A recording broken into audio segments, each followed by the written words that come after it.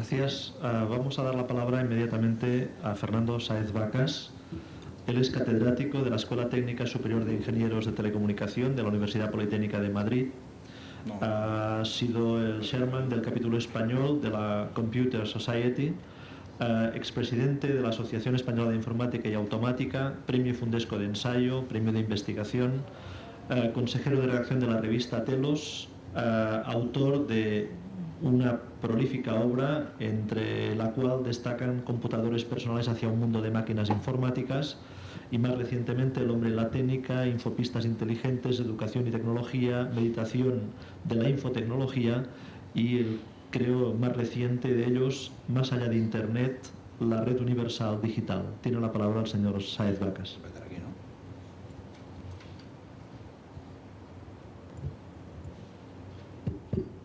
Buenos días a todos. Bueno, el que hoy sea mi cumpleaños no era motivo suficiente para que yo dejase de venir aquí, como ha parecido en un momento. Felicidades. Muchas gracias. Yo acepté la invitación en su momento y ya sabía que hoy era un día que podíamos celebrarlo aquí con una charlita con ustedes. Bueno, mi ponencia o mi conferencia se titula sobre el poder y la fragilidad de algunos pilares técnicos de la sociedad de la información. Por tanto, va a ser relativamente concentrada en algún concepto, sobre todo el de infomasa.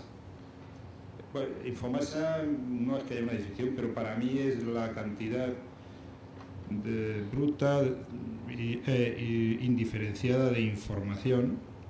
Lo que pasa es que esa infomasa hoy día alcanza un enorme poder por la potencia de procesamiento, de transmisión y de registro o almacenamiento de la tecnología actual, y también hay una contrapartida que es lo que sucede debido a la vulnerabilidad o discontinuidad que late en esa misma tecnología.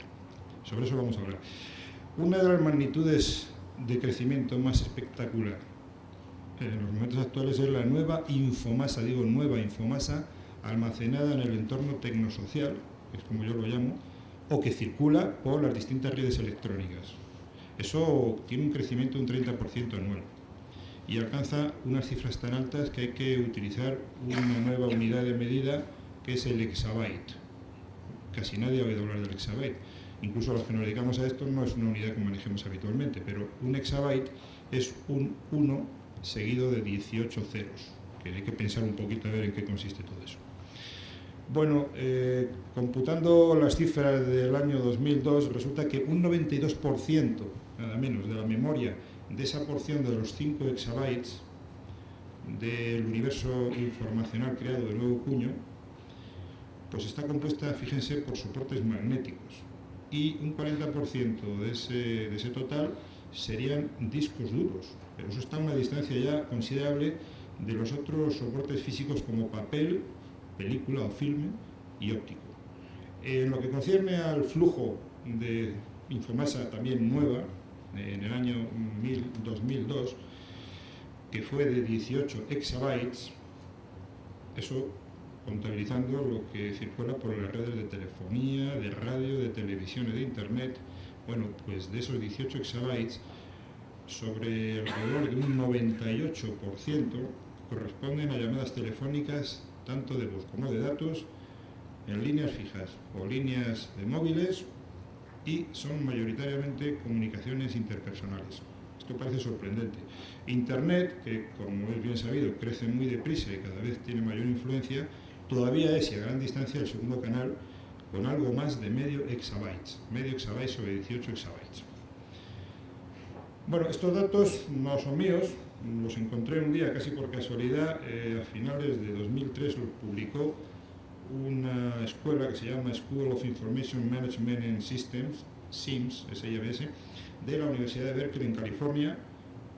Es un informe que hay por ahí, que lo pueden localizar ustedes si lo desean, porque tiene muchos detalles interesantes en una página de internet que yo he colocado aquí en el escrito que tengo que entregar a los organizadores de este simposio.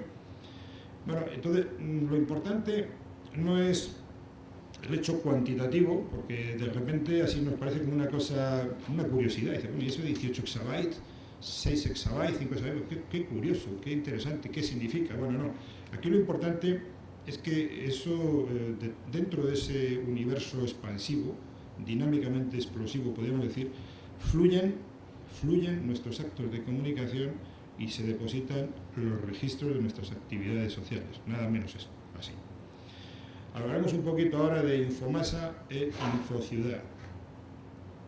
Bueno, como ven, yo utilizo más bien el término Infociudad, pero quiero revelarle ya desde el primer momento que yo soy un seguidor acérrimo de Javier Echeverría, y mi concepto de Infociudad, que tiene una vertiente un poquito más técnica que tal como lo elabora él, prácticamente es podemos decir que es una derivada de su concepto de Telépolis, ¿no? Bueno, para mí el aumento ya puramente cuantitativo de la infomasa representa la emergencia imparable de la infociudad, que yo he definido hace poquito de la manera siguiente. Vamos, hace poquito, hace 2 meses, que estuve en un congreso internacional que se titulaba Cultura Digital y Ciudadanía, que se celebró en la Universidad Autónoma de Madrid.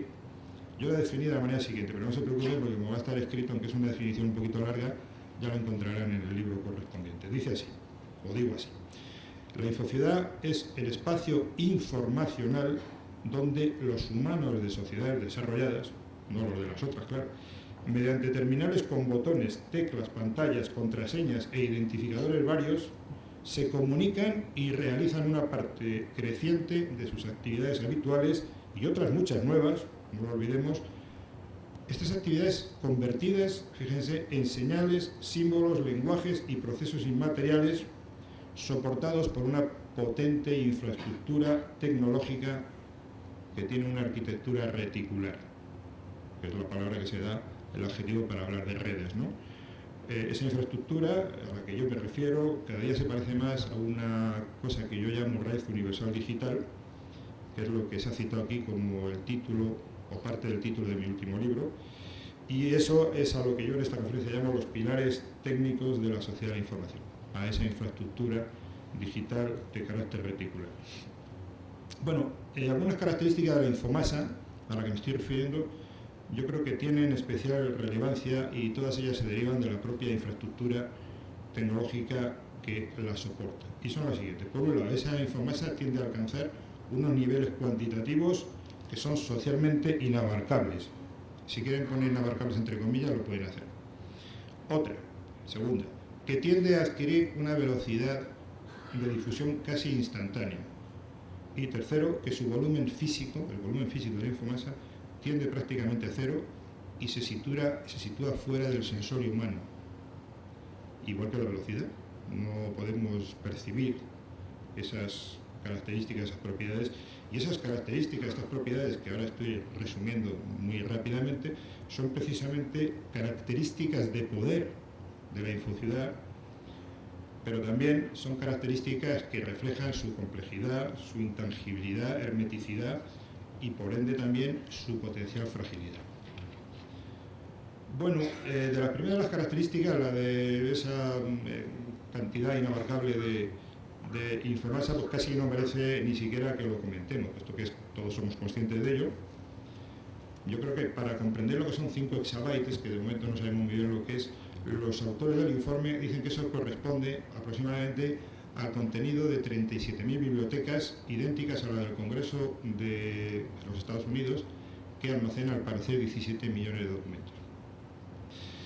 Pero bueno, también tenemos que fijarnos en que, aunque ahí se hablaba de infomasa nueva, también a nosotros lo que nos llega no es la infomasa nueva, es decir, la que es original, sino sus copias, sus reproducciones. Por ejemplo, pensemos que un periódico que contiene una cantidad de infomasa, una infomasa nueva, cada vez que aparece al público cada día, de eso se hacen, no sé, 200.000 copias. Un CD de música, pues se pueden hacer o vender 20.000 copias. Un libro se pueden hacer 3.000 o 4.000 copias, salvo que sea un bestseller. Y un CD musical, pues no sé si lo he dicho, serían, lo he dicho ya, ¿no? 20.000 o 30.000. Y un mensaje electrónico, a lo mejor hacemos 5 copias, 20 copias, pero bueno, 5 copias sería una media, ¿no? Total, que es fácil imaginar o hacer una estimación multiplicativamente de la barbaridad, de la inmensa cantidad, de la inmensa infomasa que está registrándose y para la cual se requiere una memoria externa especialmente importante, ¿no? Y tenemos que contabilizar el efecto acumulativo de año a año. Bueno, yo creo que toda esta infomasa desbordante lo que lleva a la sociedad es a un estado de sobreinformación sin precedentes que puede provocar, entre otras muchas posibilidades, las enfermedades que decían aquí hace un momentito. Incluso hay gente que le da el nombre de angustia informativa. El desborde de información produce angustia informativa, ¿no? Bueno, sobre eso hay opiniones para todos los gustos. Evidentemente, en esa infomasa podemos encontrar de todo, desde la máxima inanidad intelectual, la redundancia, el plagio, el desdén por la calidad, la pérdida de intimidad, la manipulación. Pero bueno, también podemos encontrar la posibilidad de disfrutar de bienes culturales universales, de ocio y de comunicación. Yo personalmente creo que el estado, ese proceso de sobreinformación, para mí personalmente significa, con todos sus inconvenientes, un progreso general de la humanidad que primero inventó el libro, el libro impreso hace unos 550 años, y ahora pues sigue con su racha de invenciones, pues multiplicando la variedad y el poder de los medios de registro, transmisión y procesamiento de la información. Esto para mí es una riqueza con todos los inconvenientes que puedan considerarse. Yo creo que he leído en algún lado que desde el año 1450 a 1500 se imprimieron 6.000 libros. Fíjense lo que eso significa en los términos actuales. Bueno, recientemente habrán leído ustedes, en diciembre de este mismo año anterior, el año 2004, la firma Google, especialmente conocida por su buscador, que es el que utilizamos casi todos nosotros, ha divulgado un acuerdo al que ha llegado con 5 bibliotecas importantísimas, Universidad de Harvard, Universidad de Michigan, Universidad de Oxford y de Stanford, y también la Biblioteca Pública de Nueva York, ¿no?, para digitalizar y ofrecer gratuitamente en Internet, para dentro de 10 años aproximadamente, 18 millones de libros que van a estar accesibles. Bueno, actualmente, cuando vemos la enorme difusión social de ordenadores personales, teléfonos móviles y agendas electrónicas, reproductores de música, pues bueno, casi cuando hablamos de exabytes, si bien no nos suena para nada, sin embargo sabemos que una gran parte de la población, sobre todo los jóvenes, están perfectamente familiarizados con una parte de la jerga esta que cada día es mayor.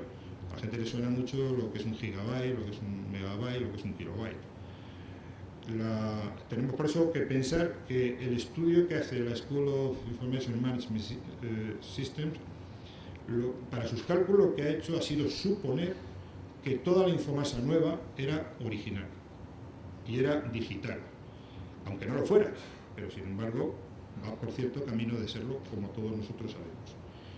Los jóvenes infociudadanos, que ya hay muchos, ya asimilan y comprenden perfectamente, lo han captado, que cualquier información, sea lo que sea, lo mismo da que sean texto, que sean números, que sean voz, que sean fotografía, vídeo, música, se puede convertir en formato digital si es que ya no está directamente creada en formato digital. Y su peso se puede medir en múltiplos de bytes.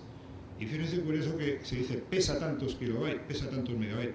Eso es una analogía con la mecánica. O sea que en la mecánica hay una relación entre peso y masa, aquí no, pero sin embargo la gente sigue diciendo, bueno, esto pesa tantos kilobytes. Por ejemplo, a mí me piden una fotografía para algo del simposio, para el libro con folletos, no sé qué. Yo busqué en mi ordenador y encontré una fotografía de resolución media que pesa, entre comillas, 500 kilobytes. Y bueno, en realidad la conferencia esta que tengo escrita, pues se puede decir que cuando se publique y en términos de kilobytes pesa unos 60 kilobytes, realizada con un procesador comercial de uso habitual, sin ser comprimido ni codificado de ninguna de las maneras. Bueno, entonces yo con esto contribuyo, con este pequeño artículo, como hacen mis compañeros y todo el mundo, a una nueva aportación a la infomasa del año 2005, por supuesto. Ahora vamos a hablar de actividades reales, virtuales, siempre en torno a la infomasa. Si desmenuzamos un poco la definición que he dado anteriormente de infociudad, que era un poco larga y que por supuesto es deudora del concepto de telépolis, como ya dije, advertimos que mezcla aspectos inmateriales o abstractos, por ejemplo, habla de espacio informacional, habla de señales, lenguajes, procesos, contraseñas, con elementos físicos, como por ejemplo la infraestructura tecnológica, aunque podríamos considerar que esta infraestructura tecnológica en realidad también está dotada de una naturaleza y un funcionamiento que son prácticamente inmateriales, o sea que vamos a la inmaterialidad casi de todo, pero bueno. Y nos referimos y nos remitimos en esa definición a actividades que son habituales y que, aunque son operadas a través de ese espacio que está fuera de los sentidos y de las posibilidades físicas humanas, parecen virtuales, pero son muy reales, como ya se ha dicho aquí. ¿Por qué? Porque actúan sobre la realidad y la modifican. Entonces, si nos fijamos en la definición esta de espacio informacional, observaremos que el adjetivo informacional anula o destruye la dimensión física expresada por el sustantivo espacio, tal como lo entendemos habitualmente. Y es ahí donde se generan algunas de las dimensiones abstractas que venimos considerando. Una forma de ver la redimensionalización de nuestras actividades, en este sentido, son las tarjetas de visita. En una tarjeta de visita, de repente aparecen una serie de un repertorio de direcciones electrónicas, un repertorio alfanumérico. Aparecen direcciones de correo electrónico, direcciones de telefonía móvil, direcciones de teléfono fijo, y también aparecen muchas veces direcciones de páginas de internet, páginas web, que de momento nadie sabe dónde están físicamente ubicadas. Están en un espacio que no está definido más que por una lógica y no por una geografía. Así pues, la ocupación o el desarrollo de este nuevo espacio y el desarrollo de un elenco creciente de actividades ahí, de instituciones y de servicios públicos, eso es lo que construye la infociudad, o Telépolis, que es una ciudad que no tiene límites físicos, en principio, ni geográficos, que cada día es más globalizada, pero al mismo tiempo es desconocida, es incierta, define un territorio, y lo de territorio habrá que decirlo también entre comillas, dado lo que estamos considerando, por explorar y conceptualizar, y que está henchido tanto de promesas como de riesgos. Fijémonos en una cosa importante que voy a decir ahora, y es que esta infociudad, que coexiste con la ciudad, y que la complementa, la transforma, la amplía o la sustituye, en realidad solo existe a causa de la tecnología, que es nuestra prótesis. Si existe gracias y exclusivamente a la tecnología, que es nuestra prótesis, si la prótesis decae, falla, se rompe, la infociudad desaparece, ¿no? Y eso es extremadamente importante porque es de lo que yo estoy o quiero hablar en esta conferencia. Claro. Bueno, vamos ahora a ver, aunque yo creo que son de dominio público, unos ejemplos de actividades reales, virtuales, que son frecuentes y que, según la prótesis con la que se realiza, en otro momento hubieran sido consideradas virtuales. Por ejemplo, yo creo que este año pasado ha habido, según mis noticias, lo he leído en algún periódico, como 2 millones o más de personas en España han cumplimentado y pagado su declaración de la renta sin moverse de casa, utilizando ¿qué? Un programa padre, que se llama así, que se distribuye gratuitamente, una conexión a internet y una combinación de símbolos que llaman la firma electrónica, que no es ninguna firma, es la firma electrónica de la firma en la infociudad. Todas estas operaciones se realizan con la agencia tributaria y con los bancos que están en colaboración con los ciudadanos o con la agencia. Se hace delante de un ordenador personal. Se podría hacer incluso desde una silla, tomando un café, esperando en el aeropuerto, si hubiera una conexión wifi allí, que ya va empezando a verlas en muchos sitios. Bueno, las transacciones entre empresas y clientes y proveedores se llevan a cabo ya mucho por formato electrónico a través de infotecnología, y eso se llama economía digital, bueno, una modalidad llamada comercio electrónico. Muy bien, eso es muy corriente. Seguramente aquí en la sala ya habrá varias personas que por lo menos han encargado las entradas para el cine o el teatro de esa manera, si es que no han comprado algún producto, algún ordenador o cualquier cosa. Millones de personas en el mundo teletrabajan sin poner prácticamente los pies en las oficinas de las empresas, y también hay millones de cámaras que registran todo lo que pasa en las calles, en las oficinas, en los ascensores, etcétera, etcétera. Y también hay teléfonos móviles celulares que permiten establecer un tejido cada día más capilar, más intenso, más denso, de comunicaciones interpersonales, como vimos por el dato anterior. Mensajes de texto, voz, fotografías o imágenes, y cada vez más hay muchos teléfonos celulares que pueden participar de la recepción y transmisión de correo electrónico. El correo electrónico ha adquirido una intensidad y una extensividad, una extensión enorme, y eso que hace, pues desplaza y arrincona el ámbito del correo postal, que ahora se llama correo caracol, y que ya es una institución clásicamente urbana, o de la ciudad clásica. Cuando podemos descansar, podemos pasear, correr, podemos viajar con diminutos reproductores de música digital, esa música se capta de servidores informáticos que están situados también vaya usted a saber dónde. O consultamos informaciones, datos, etcétera, sobre cualquier tema científico, histórico, literario o de actualidad que queramos, utilizando un buscador en la web.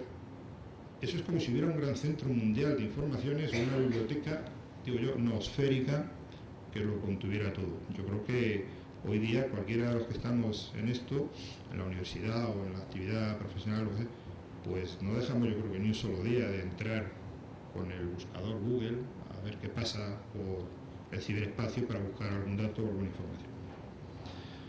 Bueno, es decir, todo esto referido a la cuestión meramente cuantitativa de la infomasa, pero quiero decir, y esta enumeración pues tiene que ver con eso, pero no quisiera que pensásemos que ahí están los fundamentales cambios provocados por la infraestructura tecnológica.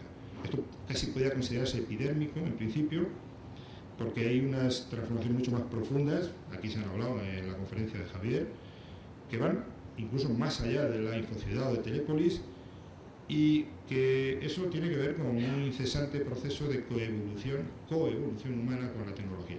El ser humano coevoluciona, es decir, evoluciona al mismo tiempo que, en una especie de adaptación mutua con la tecnología, y eso, pues, por supuesto, a medida que emergen y se desarrollan estas tecnologías, pues el proceso de coevolución se acelera con todos los problemas y todas las ventajas que pueden ustedes imaginar. Muy bien. Lógicamente los cambios sociales son muy profundos y podríamos pensar que todos nosotros estamos interesados en intentar entender el sentido, ver cuál es la inteligibilidad del mundo que vivimos, de esta sociedad compleja, que por cierto Daniel Innerarity, el reciente premio Espasa de ensayo, habla de que tiene una propiedad que es la intransparencia irreductible. No había oído nunca la palabra intransparencia. O sea, es irreductiblemente intransparente la sociedad actual, muy compleja. Bueno, yo creo que a esa tarea de buscar el sentido y comprender la sociedad actual, bueno, nos apuntamos todos, por supuesto. Mi pequeña contribución es que yo diría que esa búsqueda de inteligibilidad para mí no iría bien encaminada si no ahondásemos en la comprensión de la tecnología como artefacto social, incluso colocándola en un primer plano entre los objetos de la reflexión filosófica. Y si digo esto es porque observo que muchas veces los filósofos, los pensadores que más contribuyen a esto, efectivamente no es el caso de mi buen amigo Javier, que justamente se distingue por todo lo contrario. La tecnología pues es como si la aparcasen, como si no la considerasen o como si no la entendieran. Yo considero eso un gran fallo. Pues no sé, es una opinión mía particular, pero bueno. Yo creo que actualmente, para hablar de sociedad, sería conveniente, si hablamos bien y si no, pues es lo mismo, considerásemos que es una tecnosociedad. La sociedad actual, sin estar considerada al tiempo con la tecnología, me parece que sería como una especie de fallo de tipo casi epistemológico, no sé si se puede decir esta palabra, ¿no? Yo recientemente he publicado un libro que va en la línea de intentar aportar desde una visión del ingeniero, del técnico, del tecnólogo. El tecnólogo es el que hace un discurso sobre la técnica, y yo, bien, esto que acabo de decir es una manera de decir que yo intento precisamente plantear o presentar o aportar una visión también desde la tecnología, porque estoy diciendo que la tecnología crea una infraestructura, y esa infraestructura es de la que emanan muchas de las propiedades que actualmente puede tener la sociedad. De hecho, la más importante es lo que he dicho anteriormente. Si la prótesis decae o desaparece, desaparece prácticamente casi todo lo que define la sociedad compleja. Bueno, yo lógicamente hablo de una infraestructura que emerge, que está formada por redes, sistemas y dispositivos, que tiene un poder transformador enorme, y ese poder transformador, para bien o para mal, lo que hace es crear un nuevo entorno tecnosocial, que en siglas es NET. El nuevo entorno tecnosocial no es algo diferente a lo que hace Javier. Podríamos decir que es la manera, el conjunto de condiciones de contorno que la infotecnología, de la cual la infotecnología dota a lo que él llama, y muy bien dicho, el tercer entorno, E3, ¿de acuerdo?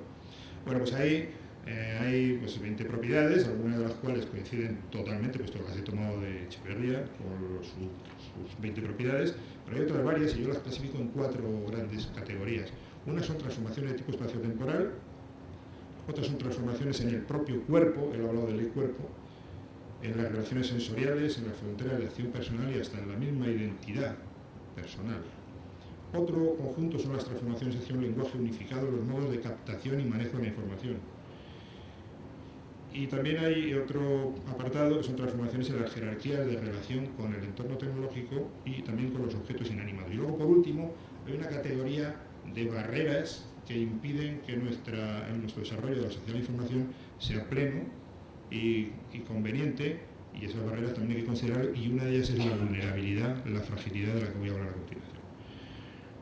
Hombre, uno piensa que todo infociudadano debería estudiar estas propiedades, las que estamos planteando unos y otros, para comprender un poco qué es lo que hace y qué es lo que supone el entorno en el que vive. Una de ellas, una de esas propiedades, es la velocidad casi instantánea y el volumen físico, que dije al principio, casi despreciable.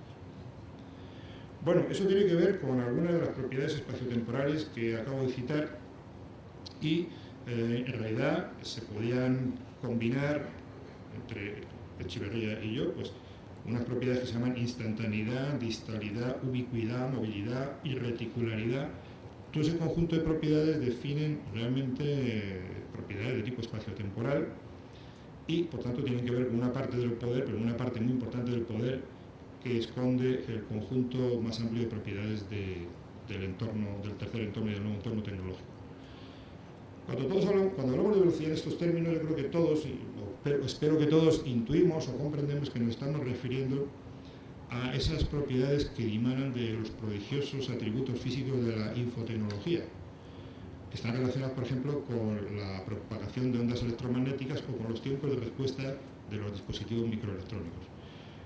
Parece que está considerado como el filósofo de la velocidad el señor Paul Virilio. Es el máximo filósofo de la velocidad, según se dice. De hecho, él yo creo que inventó una palabra que es dromólogo. Él es un dromólogo, es un hombre que estudia la velocidad. Bueno, para Paul Virilio, que yo lo considero de cierta manera un poco apocalíptico, pero bueno, él ha dicho cosas muy importantes, es urbanista también, se refiere al espacio urbano, a la ciudad. Entonces, lo que él dice sobre velocidad, tiempo y espacio es interesante, aunque un poquito exagerado. Bueno, por ejemplo, dice, la utilización de la velocidad absoluta de las ondas electromagnéticas y en su extremo, la luz, ha creado un mundo en el que el tiempo ha abolido el espacio. O dice también, ya no existe el aquí, solo el ahora, el tiempo real. O también dice, hoy día hemos puesto en práctica los 3 atributos de lo divino, la ubicuidad, la instantaneidad y la inmediatez, la visión total y el poder total.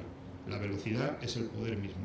Y también dice que una sociedad tecnológica, los dueños de la velocidad, ostentan el poder. Muy bien. Ahora vamos a ver la concentración, ya por último, de poder informacional, visto en unidades de tiempo y unidades de volumen y los riesgos que eso tiene. Bueno, yo no voy a entrar en el análisis político de lo que dice Virilio, que tiene mucho que decir, sino solamente quiero resaltar que él sí que de forma muy brillante lanza sobre el escenario lo que es el poder de acción de toda esa tecnología. Lo que pasa es que hay que decir también que en este caso ese poder está distribuido entre millones de personas también, con independencia de que haya unos señores del aire, como dice Javier. Y también hay que decir que ese poder no está exclusivamente vinculado a la velocidad con que se mueve la información y con la que se ejecutan los procesos, sino también al volumen físico de los dispositivos técnicos que subyacen a todo esto y a las señales muy sutiles que gobiernan su funcionamiento. Por ejemplo, si miramos lo referido a los componentes de almacenaje, pues podemos ver que 5 megabytes es lo que ocuparían las obras completas de Shakespeare, según parece. Y eso es una minucia comparada con lo que puede contener un disco CD-ROM, que puede llegar a 700-800 megabytes. O un ordenador personal hoy día casi normal de hoy son 60 megabytes, lo que tiene en la memoria, 60 gigabytes, perdón, que es lo que tiene en el disco duro, o sea que ya ni se sabe. También el nuevo modelo del reproductor musical iPod, que tiene mucha fama, pues ese creo que tiene también 60 gigabytes y puede contener hasta 15.000 canciones, son cantidades tremendas. Yo hace unos años compré la Enciclopedia Británica. La compré por internet y cabe toda en esto. O sea, esto es la caja. Si saco la caja es un disco, en un DVD cabe toda la Enciclopedia Británica, que no sé cuántos volúmenes son de papel.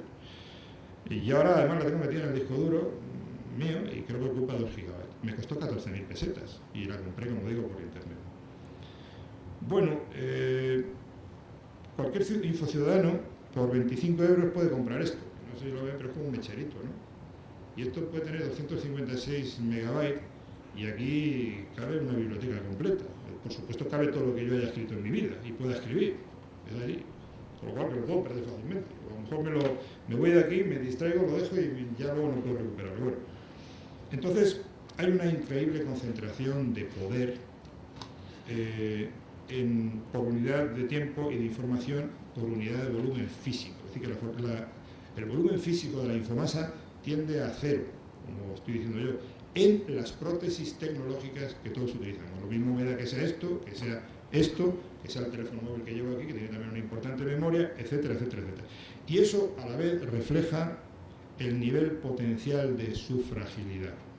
Hay una catástrofe ahí latente, agazapada en el ámbito formado por, en último extremo, una fracción de segundo y unos pocos milímetros cuadrados de espacio, de superficie, si fuera volumen, milímetros cúbicos. Un fallo de esas prótesis, solamente con una pequeña unidad de tiempo o de espacio, pues contiene un auténtico desmoronamiento del poder almacenado. Eso es un concepto que vale lo mismo sea un teléfono móvil, lo mismo un servidor de correo electrónico. Yo hace poco me pasé 5 días sin correo electrónico porque falló el servidor de nuestro departamento y no sabía qué hacer. Tenía varios asuntos que no podía resolver de otra manera. O la red telefónica, o un ordenador pues, de control de vuelo, ya sabemos lo que pasa cuando eso se destruye o falla, o un ordenador personal atacado por un virus, o cualquier soporte de memoria de los que he citado anteriormente. Yo tengo un dato actual que, bueno, me parece un poco técnico, pero me ha parecido interesante decirlo, aunque ya voy un poco más de tiempo a lo mejor. Sí, voy un poco más de tiempo. Pues nada, que según la Asociación de Industrias de Semiconductores, pues resulta que un chip electrónico de memoria, de la actual tecnología, tiene una capacidad aproximadamente de 75 megabytes. Piénsalo un momentito, pero eso está integrado en un cuadradito de 310 milímetros cuadrados. O sea que es una longitud de aproximadamente un lado de 18 milímetros, menos de 18 milímetros el lado del cuadradito, ¿no? En fin, bueno, total, que la fragilidad de esos pilares técnicos, y con eso vamos a empezar a terminar, es el nombre que yo doy al riesgo que es muy probable hoy día de que cesen transitoriamente o permanentemente los elementos, dispositivos, sistemas o funciones tecnológicas. Eso puede ser causado por cortes de energía, como antes ha citado, puede ser por fallo de diseño, fabricación o mantenimiento, puede ser por pérdida de propiedades físicas de componentes o materiales, disquetes, malware. Yo aquí tengo unos disquetes que a lo mejor ni conocen, son de 5 milímetros, ya no sé ni lo que tienen, son de hace 15 años. Estos son los disquetes actuales que tampoco se empiezan a utilizar ya. Yo ya en el ordenador mío ya no tengo disquete, utilizo más bien esto. Es decir, todo eso también va perdiendo, pues simplemente por cambio de versiones tecnológicas. Cuando un fabricante cambia una versión del sistema operativo en un sistema, automáticamente deja cesante una parte de lo que contiene la infociudad, ¿de acuerdo? Lo que contiene la sociedad de información. Y así sucesivamente, cuando eso se materializa en accidente, bueno, y luego estamos hablando de los ataques, como por ejemplo malware, virus, gusanos, troyanos, etcétera, spam, el uso inapropiado que hacemos, todo eso revela una cantidad importante de posibilidades, pero muy probables, si no tomamos las protecciones oportunas que hay que hacerlo y que hay que pedir a las autoridades y a los que son responsables de las infraestructuras que garanticen una mayor seguridad de los sistemas y que no cambien tan a menudo y que no dejen obsolescentes o caducas por simplemente visiones comerciales los instrumentos que nosotros ya tenemos. Es importante que socialmente vayamos un poco manejando esa cultura de exigir que toda esta fragilidad pueda ser reducida, porque el riesgo, como digo, es muy importante. Bueno, ya termino contando un chistecito de Chumichúmez. Bueno, era un vendedor de ordenadores, le hace una demostración a un cliente potencial y le dice, mire usted, esto envía 100.000 informaciones por segundo.